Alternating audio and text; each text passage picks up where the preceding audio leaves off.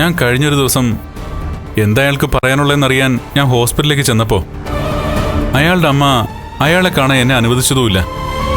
ആ സമയത്ത് അയാൾ ഐസിയുലാണെന്നാണ് പറഞ്ഞത്. അത് കള്ളമാണെന്ന് മനസ്സിലാക്കിയിട്ട് തന്നെയാ ഞാൻ അവിടുന്ന് മടങ്ങിപ്പോകുന്നത്. എന്തുകൊണ്ടാ അയാൾ എന്നോട് സംസാരിക്കുന്നത് ഇവരൊക്കെ തടയുന്നത്? അയാൾക്ക് എന്ത് രഹസ്യമായിരിക്കും എന്നോട് പറയാനുള്ളത്? ഒരു കാര്യം ചെയ്യാം, ഞാനൊന്ന് വീട്ടിലേക്ക് പോയിട്ട് വരാം കണ്ണേട്ടാ. അപ്പൊ അറിയാലോ കരുണയുടെ അച്ഛന് എന്താ പറയാനുള്ളതെന്ന്. അല്ല, ഞാൻ പറഞ്ഞോ? കണ്ണേട്ടന് ഇവിടെ നല്ല തിരക്കല്ലേ, ഞാൻ ആ സുമേഷ് ചേട്ടനൊപ്പം പോയിട്ട് വരാം. അയാൾ എന്നെ കാണണമെന്ന് വാശി പിടിക്കുകയാണെങ്കിൽ പറഞ്ഞാൽ മതി. ഞാൻ തൻ്റെ വീട്ടിൽ വന്ന് അയാളെ കണ്ടോളാം.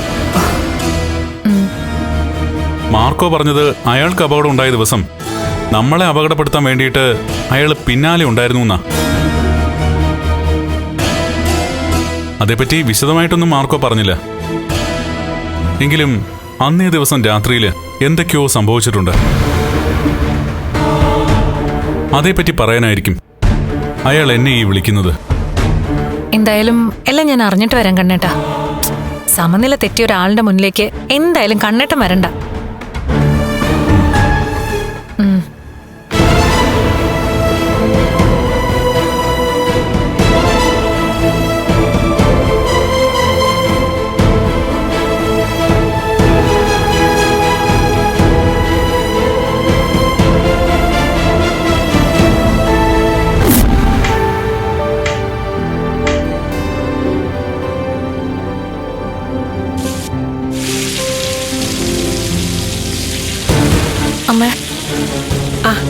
മോള് വന്നോ?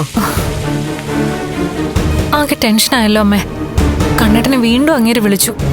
അതെ മോളെ, ആ സമയത്ത് എല്ലാവരും കൂടി ഫോൺ തട്ടിപ്പറിക്കുകയായിരുന്നു. അതെ, കണ്ണൻ എന്തെങ്കിലും സംശയമുണ്ടോ മോളെ? എന്തെങ്കിലും മോളോട് ചോദിച്ചിരുന്നോ? ചോദിച്ചതുകൊണ്ടല്ലേ അമ്മേ ഞാൻ വന്നത്. അങ്ങേരുടെ മനസ്സിൽ എന്താന്ന് അറിഞ്ഞിട്ട് വരാന്നും പറഞ്ഞാ ഞാൻ പോന്നത്.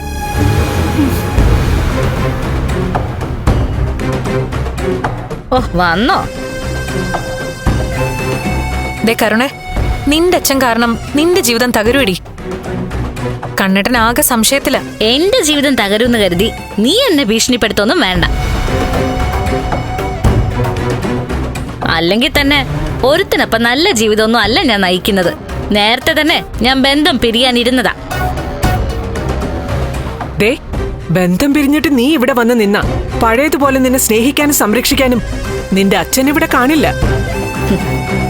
കണ്ണൻ കേസ് കൊടുത്താലേ അങ്ങേര് പിന്നെ ജയിലില്ല. ജയിലിലായില്ലെങ്കിലും അച്ഛനെ അവിടെ ആക്കാൻ വേണ്ടിട്ട് ഇവളെന്തെങ്കിലുമൊക്കെ ചെയ്യുമല്ലോ. ദേ, ഞാൻ അങ്ങനെ ചെയ്യാത്തതുകൊണ്ടാ നീയും നിന്റെ അച്ഛനും വലിയ പരിക്കില്ലാതെ പോകുന്നത്. നീ വലിയ ത്യാഗമൊന്നും അല്ല ചെയ്യുന്നത്. ആ അപകടത്തിന് നീയും സാക്ഷിയാ. ഇത്രയും നാളായിട്ടും നീ അതേപ്പറ്റി നിന്റെ ഭർത്താവിനോട് ഒന്നും പറഞ്ഞിട്ടില്ല. ആ കുറ്റബോധം നിന്റെ ഉള്ളിൽ കിടക്കുന്നതുകൊണ്ടാ നീ അത് മറച്ചു വെക്കുന്നത്. അല്ലെങ്കിൽ എപ്പോഴേ കണ്ണേട്ടനോട് നീ അത് പറഞ്ഞ് എന്റെ അച്ഛനെ അറസ്റ്റ് ചെയ്യിപ്പിച്ചേനെ. ഇത്രയൊക്കെ സംഭവങ്ങൾ നടന്നിട്ടും ഇവൾക്ക് എന്തെങ്കിലും മാറ്റം ഉണ്ടോന്ന് നോക്ക്. നിന്റെ അച്ഛൻ ജയിലിൽ പോയി കഴിഞ്ഞാ നിന്റെ എല്ലാ തെറ്റുകൾക്കും കൂട്ടു നിൽക്കാൻ പിന്നെ നിന്റെ മുത്തശ്ശി മാത്രമേ കാണൂ. അവർക്കും 10-75 വയസ്സ് കഴിഞ്ഞതാ. ഇനി എത്ര നാൾ കൂടെ ഉണ്ടാവും പറയാൻ പറ്റില്ല. അതെ, എന്റെ അച്ഛനും മുത്തശ്ശിയും എന്റെ അരികിൽ നിന്ന് പോയി കഴിഞ്ഞാ പിന്നെ ഞാൻ അനാഥയാണെന്ന് എനിക്കറിയാം. എന്റെ അമ്മ എന്നെ തിരിഞ്ഞു നോക്കില്ല എന്നും അറിയാം. അതുകൊണ്ട് അങ്ങനൊരു സാഹചര്യം വന്നാ ഞാൻ ഏതെങ്കിലും അനാഥാലയത്തിൽ പോയി കിടന്നോളാം. എന്നാലും മൂത്ത മകളെ മാത്രം സ്നേഹിക്കുന്ന അമ്മയുടെ ആട്ടും തുപ്പും സഹിച്ച് ഞാനിവിടെ നിൽക്കില്ല. ഇപ്പോഴെങ്കിലും നിനക്ക് നിന്റെ അഹങ്കാരം ഒന്ന് കുറച്ചൂടെ? അങ്ങനെ കുറയ്ക്കാൻ മാത്രം ഞാൻ തെറ്റൊന്നും ചെയ്തിട്ടില്ല. അമ്മായി അച്ഛനെ കൊന്നത് ഞാനല്ല, എന്റെ അച്ഛനാ. അതുകൊണ്ട് ആ പേരും പറഞ്ഞ് ആരും എന്നെ ഭീഷണിപ്പെടുത്താനൊന്നും നോക്കണ്ട. എന്റെ അച്ഛനോട് എനിക്ക് സ്നേഹമുള്ളത് കൊണ്ട് നടന്നതൊക്കെ മൂടി വെക്കാൻ ഞാൻ പരമാവധി ശ്രമിക്കും. ഇനി അതിന്റെയൊക്കെ അവസാനം എല്ലാവരും അറിയുവാണെങ്കിൽ അത് അച്ഛന്റെ വിധിയാണെന്ന് ഞാൻ കരുതുകയും ചെയ്യും. ഞാനൊന്ന് അച്ഛനെ കണ്ടിട്ട് വരട്ടമ്മേ.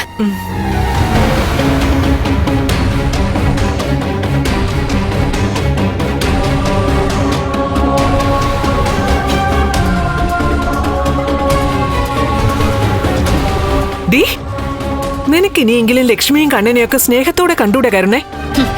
എന്റെ സ്നേഹം പിടിച്ചു പറ്റാനുള്ള യോഗ്യതയൊന്നും അവർക്കില്ല.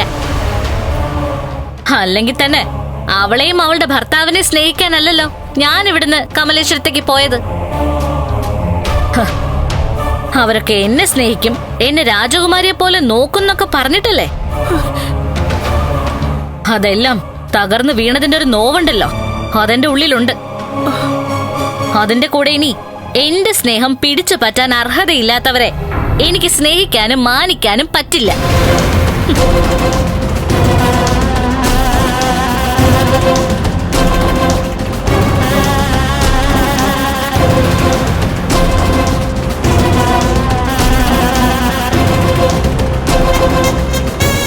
എടാ മോനെ, എടാ പ്രതാപ, ഇത് കഴിക്കടാ. എനിക്ക് മരുന്നും വേണ്ട, മന്ത്രവും വേണ്ട. എന്റെ ആവശ്യം എന്താണെന്ന് നിങ്ങളോടൊക്കെ ഞാൻ പറഞ്ഞതല്ലേ, എന്നിട്ട് അത് നിങ്ങൾ ആരും കേൾക്കുന്നില്ലല്ലോ. ഇവനെ കൊണ്ട് ഞാൻ തോറ്റല്ലോ. എന്റെ പൊന്നു പ്രതാപ, ഇതങ്ങോട്ട് കഴിക്കടാ. ഇവന്റെ തലയ്ക്ക് വെളിവുണ്ടാകാനുള്ള ഗുളികയാ ഇത്. ഇതിപ്പോ അവൻ കഴിക്കുന്നുമില്ലല്ലോ. എന്റെ പൊന്നുമക്കളെ, ഇത് കഴിക്കടാ. ആ എന്റെ മോളെ, എന്റെ പൊന്നു മോളെ, മോളേക്ക് വാ.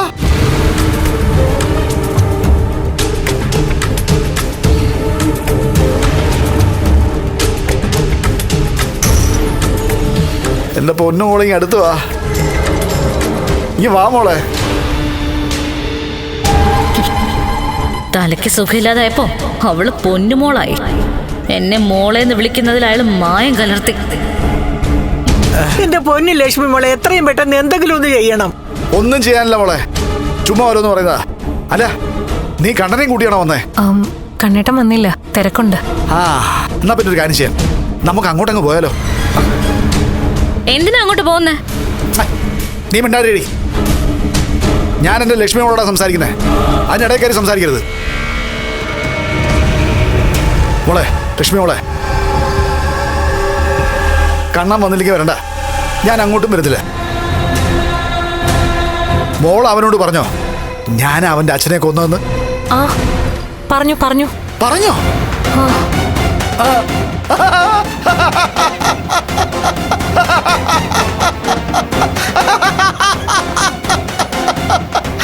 അയ്യോ, സന്തോഷായി സന്തോഷായി. അയ്യോ, ഒത്തിരി സന്തോഷായി. അയ്യോ, ഇനിയിപ്പോ ഇന്ന് രാത്രി വിഷം വരുമ്പോ എനിക്ക് അവനോട് പറയാലോ അവനെ കൊന്നത് ഞാനാണെന്ന്, അവന്റെ മോൻ അറിഞ്ഞെന്ന്. അയ്യോ, സമാധാനായി. അല്ല അല്ല, ശരിക്കും പറഞ്ഞോ? ആ പറഞ്ഞു പറഞ്ഞു. എന്നിട്ട് അവൻ പ്രതികരിച്ചില്ലേ? സ്വന്തം അച്ഛനെ കൊന്നെന്ന് പറഞ്ഞ ഏതെങ്കിലും മക്കൾക്ക് അത് സഹിക്കുവോടാ? നിന്നെ ഇപ്പൊ കൊല്ലാനുള്ള ദേഷ്യം കാണും അവന്. അതാണ് വേണ്ടത്. വരാൻ പറ, എന്റെ വിശ്വനാഥന്റെ മോനോട് വരാൻ പറ. അവൻ കൊല്ലാൻ തയ്യാറാണെങ്കിൽ മരിക്കാൻ ഞാനും തയ്യാറാ. പിന്നെ കൊല്ലുന്നതിന് മുമ്പ് ഏത് രീതിയിലാണെന്ന് അവനോട് ചോദിക്കണം. അല്ല, ഇനി കഴുത്ത് ഞെരിച്ചാണോ, ഇനി അത് കഠാര കൊണ്ടാണോ, അതോ തോക്ക് കൊണ്ടാണോ, ഇനി അതല്ല അച്ഛനെ കൊന്നതുപോലെ എന്നെ വണ്ടി ഇടിച്ച് കൊല്ലാനാണ് അവന്റെ ആഗ്രഹമെങ്കിൽ ഞാൻ അവൻ പറയുന്നിടത്ത് പോയി നിൽക്കും. പാഞ്ഞു വരട്ടെ വണ്ടി എന്റെ ദേഹത്തേക്ക്, എന്നെ ഇടിച്ചങ്ങ് തെറിപ്പിക്കട്ടെ. അത് കഴിഞ്ഞാ എനിക്ക് പിന്നെ വിശ്വാനോടൊപ്പം ചേരാലോ. പ്രേതത്തിനൊപ്പം കൈകോർത്ത് പിടിച്ചു നടക്കാൻ ആഗ്രഹിക്കുന്ന ജീവിച്ചിരിക്കുന്ന പ്രേതത്തെ ഞാൻ ആദ്യമായിട്ട് കാണുക. നീ എന്താടാ പ്രതാപ ഇങ്ങനെയായി പോയേ? മോളെ, ഇവരെ ഇവിടുന്ന് മാറ്റി നിർത്താൻ നോക്ക്. കുറെ നേരമായിട്ട് എന്നെ ഗുളി കഴിപ്പിക്കാൻ നോക്കുക. എന്നാ പിന്നെ ഇവരെ കൊണ്ട് തന്നെ ഞാൻ ഗുളി കഴിപ്പിക്കും. അതിന് എന്റെ തലയ്ക്കല്ലല്ലോ വട്ട്. വട്ട് നിങ്ങളുടെ എന്നെ കൊണ്ടൊന്നും പറയിപ്പിക്കണ. പറയടാ, പറ. പറഞ്ഞാലും നീ പറയാൻ പോകുന്ന എന്താണെന്ന് എനിക്കറിയാം. നിന്റെ അച്ഛനെ അപ്പൂപ്പനെ അമ്മൂമ്മയൊക്കെ ആയിരിക്കുമല്ലോ. അവരെയൊന്നും പറയാൻ കൊള്ളത്തില്ല. നിങ്ങളെ ഈ ഭൂമിയിലേക്ക് വിട്ടത് അവരൊക്കെയല്ലേ. അതുകൊണ്ട് അവരോട് എനിക്ക് ദേഷ്യ. അതേടാ, നിനക്ക് എല്ലാരോടും ദേഷ്യവാ. നിനക്കിപ്പോ സ്നേഹം കണ്ണനോടും ലക്ഷ്മിയോടും മാത്രമേ ഉള്ളൂ. ആ അത്രേ ഉള്ളൂ. അവരൊക്കെ നല്ലവരാ. ദേ നിൽക്കുന്നു ഒരുത്തി. ഇവളെ പോലൊരു ദുഷ്ടമുണ്ടല്ലോ ഈ ലോകത്ത് കാണത്തില്ല. ഡാ, ഈ പറയുന്ന സമയത്തെങ്കിലും നിന്റെ അച്ഛന് സ്വബോധമുണ്ട്.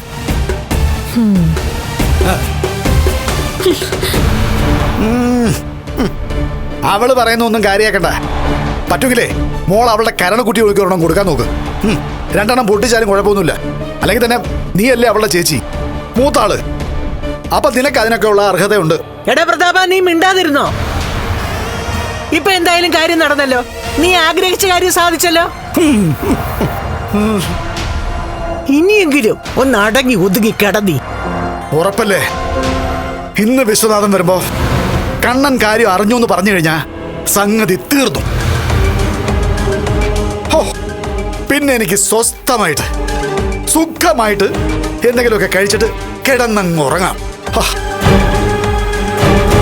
വിശക്കുന്നു വിശക്കുന്നു വിശക്കുന്നു. എന്തെങ്കിലും ഒന്ന് താ. ആദ്യം നീ ഗുളിക ഒന്ന് കഴിക്കേ. അത് മാത്രം വേണ്ട. മോളെ ലക്ഷ്മി, ഇതൊന്ന് കൊടുക്കും മോളെ. ദാ, ആ. ദേ ഇത് കഴിക്ക. ഇത് കഴിക്ക അച്ഛാന്ന് പറ മോളെ. അച്ഛാന്നുള്ള വിളി കേൾക്കാൻ കൊതിയാവുക.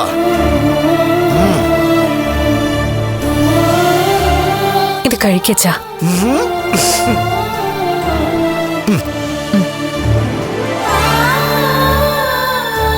അയ്യോ,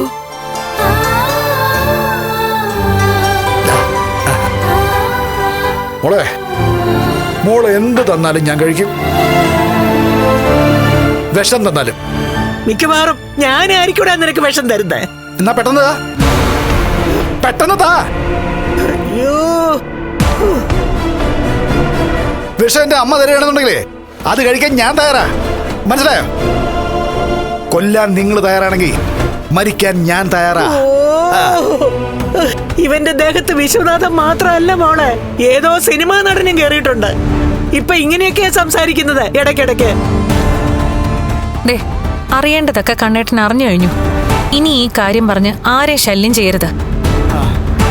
മോളെ, അതെ എനിക്ക് കണ്ണനെ ഒന്ന് കാണാൻ പറ്റുമോ? ദാണ്ട കിടക്കുന്നു. ദേ കണ്ണേട്ടന്റെ അച്ഛന്റെ കൊലയാളിയാ നിങ്ങൾ. അങ്ങനെയുള്ള നിങ്ങളെ കണ്ണേട്ടൻ കാണാൻ വരുമോ? അതിനെന്താ? ആ പിന്നെ വരും. ചിലപ്പോ നിങ്ങൾ പറഞ്ഞതുപോലെ നിങ്ങളുടെ കഴുത്ത് ഞെരിച്ചു കൊല്ലാൻ. ആ അതിന് ഞാൻ ഹാപ്പിയാണെന്ന് അവനോട് പറ. ചെല്ലേ വിശ്വാ. കാപ്പി, അവൻ കാപ്പിയാണത്രേ. ചൂട് കാപ്പി എടുത്തിയ മോന്തൊക്കെ ഒഴിച്ചു തരും. ഇറങ്ങി പോവാൻ നോക്ക്. ഒന്നിറങ്ങി പോകുന്നുണ്ടോ? ആ, മര്യാദക്ക് ഇറങ്ങി പോവാൻ. ഇല്ലെങ്കിൽ എനിക്ക് കരിയറിയാറുണ്ടല്ലോ. അമ്മയാണെന്ന് ഞാൻ നോക്കില്ല. കാലെ പിടിച്ച് ഞാൻ നിലത്ത് കുത്തും. ആ, എന്നാ പിന്നെ കാലെ പിടിച്ച് നിലത്ത് കുത്ത്. കാലിങ്ങോട്ടാ. പൂടെ കാല. ഇവന്റെ ഇപ്പോഴത്തെ അവസ്ഥയിൽ അവൻ ഇത് ചെയ്യും, ഇതിനപ്പുറം ചെയ്യും. നന്ദി കേട്ടവൻ. എന്റെ വിശ്വ. ഓ സമാധാനായി വിശ്വ.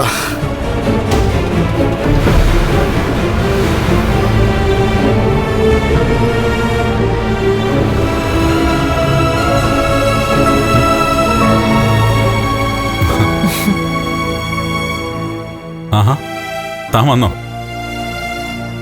എന്തായി വീട്ടിൽ പോയിട്ട്? അയാളെ കണ്ടോ? കണ്ടു. അന്നത്തെ അപകടത്തിന് ശേഷം കരുണയുടെ അച്ഛന് കാര്യമായ തകരാറ് സംഭവിച്ചിട്ടുണ്ട്. ഇപ്പോ അങ്ങേര് വെറുത്തിരുന്നവരോടൊക്കെ ഭയങ്കര സ്നേഹവും സ്നേഹിച്ചിരുന്നവരോട് വെറുപ്പും. എന്നെ മോളേന്നൊക്കെ വിളിച്ച് വലിയ സ്നേഹപ്രകടനമായിരുന്നു. സൂക്ഷിക്കണം കേട്ടോ. അതൊക്കെ ചിലപ്പോൾ അയാളുടെ അഭിനയമായിരിക്കും. ഇവനൊക്കെ സ്നേഹത്തോടെ നമ്മളെ അരികിലേക്ക് വിളിക്കുന്നത് നമ്മുടെ ജീവൻ എടുക്കാനാണോ എന്ന് പറയാൻ പറ്റില്ല. അതുകൊണ്ട് കണ്ണേട്ടൻ അങ്ങോട്ട് പോകണ്ട.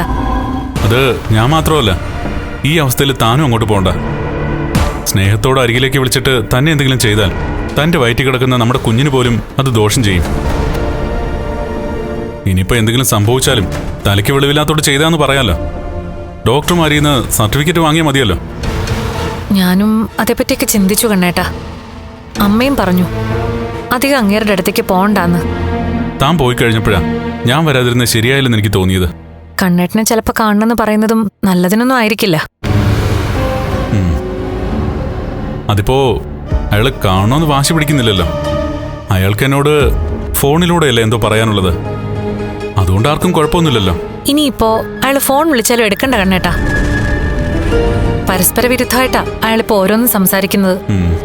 അതവിടെ നിൽക്കട്ടെ. അയാളുടെ ദേഹത്ത് ഇപ്പോഴും എന്റെ അച്ഛന്റെ ബാധ കൂടിയിട്ടുണ്ടോ? ആ ഉണ്ട്. കണ്ണേട്ടന്റെ അച്ഛനുമായിട്ട് രാത്രിയിൽ ഇടയ്ക്കൊക്കെ സംസാരിക്കുന്നുണ്ടെന്നാ അങ്ങേരുടെ അമ്മ പറഞ്ഞത്.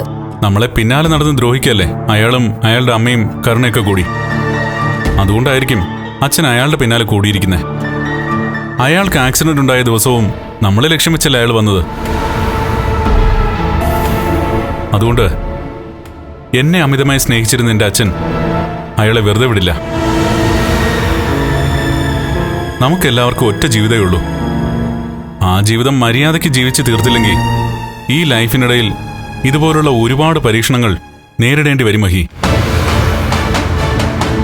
അത് തലച്ചോറില്ലാത്ത പ്രതാപനെ പോലുള്ളവരോട് പറഞ്ഞിട്ട് കാര്യമില്ല. ഇനിയും ഉണ്ടല്ലോ എന്റെ വീട്ടിലും തന്റെ വീട്ടിലുമൊക്കെ അതുപോലുള്ള അവതാരങ്ങൾ. അവരൊക്കെ എത്ര കൊണ്ടാലും പഠിക്കത്തില്ല. എന്തിനു വേണ്ടിയാ ജീവിക്കുന്നതെന്ന് അവർക്ക് പോലും നിശ്ചയമില്ല.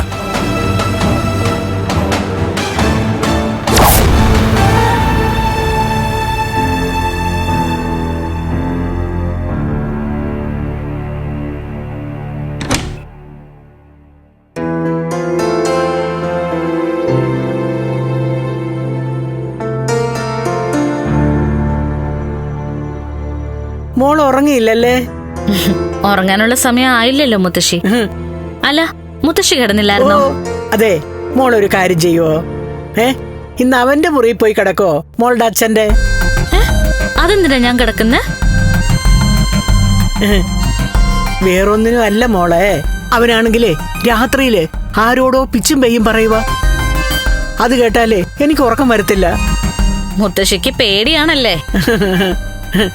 ചെറിയ പേടിയൊക്കെ ഉണ്ട്. എന്നുവെച്ചാ അവൻ പലപ്പോഴും സംസാരിക്കുന്ന ആത്മാക്കളോടാ. എനിക്ക് ആത്മാക്കളെ പേടിയൊന്നുമില്ല. ആ, അതുകൊണ്ടാ പറഞ്ഞേ മോൾ ആ മുറി പോയി കിടക്കാൻ. എന്നാ അമ്മയോട് പറഞ്ഞൂടായിരുന്നോ അവിടെ പോയി കിടക്കാൻ? അയ്യോ, അത് പറ്റില്ല, അത് പറ്റില്ല. അവളെ, അവളുടെ മോളെ ആത്മാക്കൾക്ക് പോലും പേടിയാ. ആ മോളെ, വിശ്വനെ ഒരു ദിവസം കണ്ടില്ലെങ്കിൽ പ്രതാപം ഭയങ്കര കരച്ചിലാ. അവന് നിത്യേന വിശ്വനാഥന്റെ പ്രേതത്തെ കാണണം. അതാണ് ഇപ്പോഴത്തെ ഒരവസ്ഥ. നമ്മളെ ആരെ കണ്ടില്ലെങ്കിലും ഒരു കുഴപ്പമില്ല. എത്രയും പെട്ടെന്ന് നല്ലൊരു മന്ത്രവാദിയെ കണ്ടില്ലെങ്കിൽ കാര്യങ്ങൾ കുഴയും മുത്തശ്ശി. ഒരു മന്ത്രവാദിയെ കൊണ്ടുവന്നതല്ലേ? അപ്പോഴല്ലേ പ്രേതം കയറിയ വേറൊരുത്തം വന്ന് അതെല്ലാം അലമ്പാക്കി കളഞ്ഞത്. ആ മാർക്ക ഒരു മനുഷ്യനല്ല മോളെ. ആ, അത് എനിക്കും തോന്നിയിട്ടുണ്ട് മുത്തശ്ശി. ആ, മനുഷ്യന്മാര് ചെയ്യുന്ന കാര്യങ്ങളല്ല അവനൊക്കെ ചെയ്യുന്നത്. ആ, അല്ലെങ്കിലേ അന്നത്തെ അപകടത്തിൽ അവൻ ചത്തുപോകത്തില്ലായിരുന്നോ? എന്നിട്ട് സംഭവിച്ചതോ? മേഘനല്ലേ ഇപ്പൊ ഒരേ കിടപ്പ് കിടക്കുന്നേ. ഏതായാലും മോളൊന്ന് ചെല്ല്, അല്ലെങ്കിൽ അവൻ ഇങ്ങോട്ട് വരും. ശരി മുത്തശ്ശി.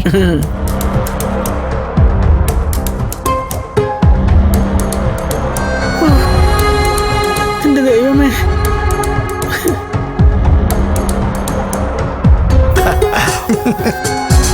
ഓക്കെ ഓക്കെടാ. ഓ, അതിലൊന്നും വലിയ കാര്യമില്ല. ഞാനല്ലേ ഓ അതെന്താ നീ അങ്ങനെ പറഞ്ഞേ? ഓ, okay okay okay, no problem. പിന്നെ ഇപ്പൊ നിനക്ക് എന്തായാലും സന്തോഷമായല്ലോ, അത് മതി. നിന്റെ മോനോട് കാര്യങ്ങളെല്ലാം പറഞ്ഞിട്ടുണ്ട് നിന്റെ മരുമോള്. ഇനിയിപ്പോ അവൻ വരുമ്പോ ഞാൻ കുറച്ചുകൂടെ വിശദമായിട്ടെല്ലാം പറഞ്ഞു കേൾപ്പിച്ചോളാം. അതുകൊണ്ട് നീ ഇനി എന്നെ ശല്യം ചെയ്തത് എന്താ? ഞാനും കൂടെ നിന്റെ കൂടെ വരണമെന്നോ? ഓ ചെയ്തത് അതിനാരെങ്കിലും എന്നെ കൊല്ലണ്ടടാ. അല്ലെങ്കിൽ ഒരു കാര്യം ചെയ്യ്, നീ തന്നെ എന്നെ അങ്ങ് കൊല്ല്. ഇത് മുത്തശ്ശി പറഞ്ഞതിനേക്കാളും പ്രശ്നമാണല്ലോ. ഓ, അതാണ് പ്രശ്നം അല്ലേ? ഓ, മരിച്ചാൽ നിനക്ക് എന്നെ കൊല്ലാൻ പറ്റില്ലല്ലോ. അത് ശരിയാ, ചത്തവനെങ്ങനെ എന്നെ കൊല്ലും? ഹാ, അത് ഒരു ലോ പോയിന്റാ. പക്ഷേ ഒരു കാര്യമുണ്ട് കേട്ടോ, നീ എന്നെ കൊന്ന കോടതി അങ്ങ് ബ്ലിങ്കി പോവും. കോടതി ചെന്നാ എവിടുന്ന് തെളിവിട്ടാരാ? ആത്മാവിനെ കോടതിയിൽ ഹാജരാക്കാൻ പറ്റുമോ? ആത്മാവിനെതിരെ ആരെങ്കിലും സാക്ഷി പറയൂ? അയ്യോ, ആ ബ്ലിങ്കറെ ഒന്ന് കാണണമായിരുന്നു. എന്തായാലും നിന്റെ മുഖത്ത് ഇപ്പൊ കാണുന്ന ഈ സന്തോഷമുണ്ടല്ലോ, ആ ചിരിയുണ്ടല്ലോ, ഹൗ, അത് കണ്ടോടെ എനിക്ക് സമാധാനമായി.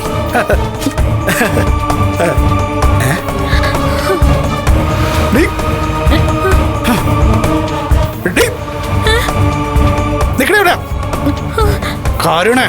കരുണയില്ലാത്ത, നിക്കടേ അവിടെ, നിക്കാൻ, നിക്കടേ.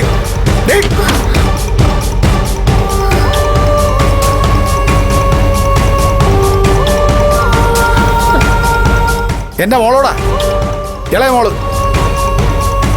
നിന്റെ മരുമോളെ ശല്യം ചെയ്യുന്ന ഒരുത്തിയാ.